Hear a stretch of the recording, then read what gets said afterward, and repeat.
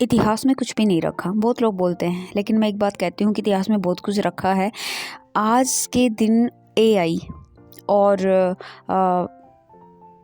Phone, technology और भी बहुत सारी चीज़ें, उनका बड़ा बोलबाला है। App, web designer, data science और इंजीनियर और मतलब टेक्नोलॉजी से रिलेटेड बहुत सारी जॉब, इन सब का बोलबाला है, मानती हूँ।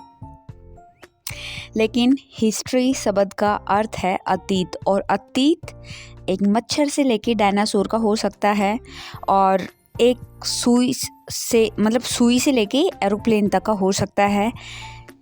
यहाँ पर इस छोटी सी वीडियो में मैं ये कहना चाहती हूँ कि अतीत को पढ़ना सीखो। और यहाँ पर मैं केवल इंसान के अतीत की बात कर रही हूँ कि इंसान के अतीत को आप पढ़ो। आप पाकिस्तान के, आप अफ़गानिस्तान के हैं, भारत के हैं, नेपाल के हैं, चीन के हैं, तिब्बत के हैं, वियतनाम के हैं, बर्मा के हैं, श्रीलंका के हैं, ठीक है। आप पुर्तगाल के, इंग्लैंड के, आयरलैंड के, नीदरलैंड के हैं, किसी भी देश के हैं आप कजाकिस्तान के, उज़्बेकिस्तान के हैं, किर्गिस्तान के हैं, रूस के हैं, किसी भी देश के हैं आप, कोई फ़र्क नहीं पड़ता। लेकिन यहाँ पर एक छोटा सा मैसेज है। आप जिस भी देश के हैं, जिस भी देश के, वहाँ का इतिहास पढ़ो, वहाँ का मानव इतिहास पढ़ो। जीवन में जब कभी भी एक बहुत बड़े आप उतार चढ़ाव से गुजर रहे होंगे, वो इतिहास आपको बहुत ज़्यादा हिम्मत देगा। और जीने के लिए स्ट्रगल क्या होता है ये जानना बहुत ज़रूरी होता है।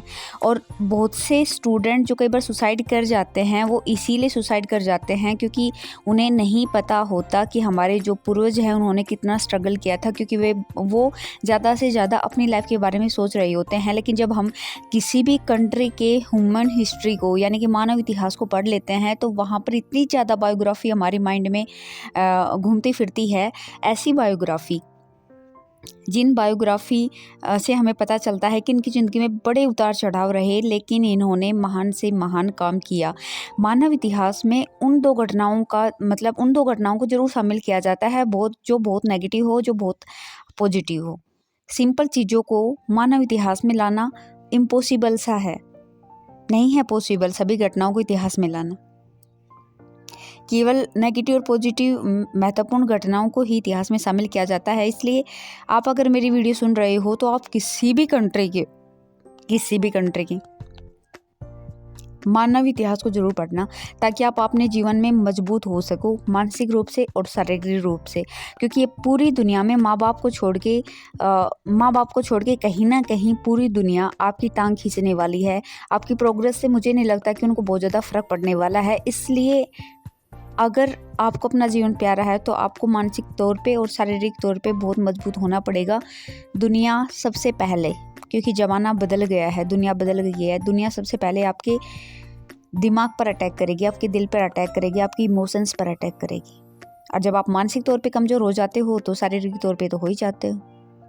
तो किसी भी देश के हो, इतिहास ज़रूर पढ़ना अपने देश का। Thank you.